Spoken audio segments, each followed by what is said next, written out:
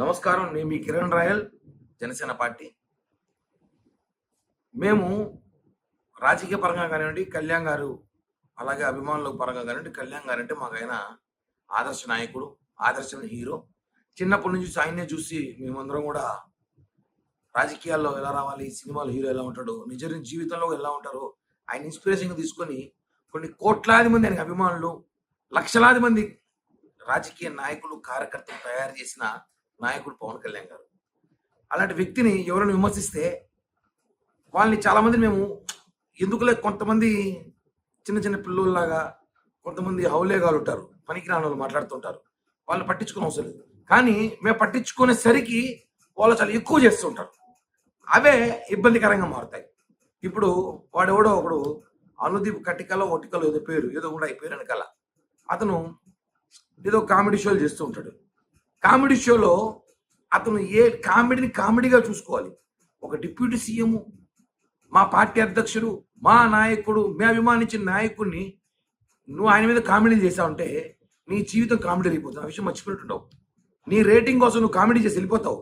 తర్వాత నువ్వు కామెడీ పరిస్థితి జీవితము ఎలా ఉంటుందంటే నీ జీవితాన్ని కామెడీ చేసేస్తారు మా జన సైనికులు, పవన్ కళ్యాణ్ అభిమానులు. ఈ విషయం నువ్వు తెలిసి చేసావో తెలియకుండా చేసావో. లేదా చాలా మంది ఈ మధ్యకాలంలో పవన్ కళ్యాణ్ గారిని మాట్లాడితే, పవన్ కళ్యాణ్ గారిని విమర్శిస్తే media alert, social media alert అవుతుందని చెప్పేసి అడుగుతారు.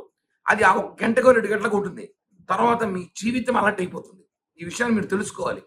వాడెవడో అనుదీప్ అనే వ్యక్తి నిన్న పవన్ కళ్యాణ్ గారి గురించి, నిహారిక గారి గురించి, వాళ్ళ కుటుంబం గురించి మాట్లాడాడు ఒక షోలో, ఒక కామెడీ షోలో.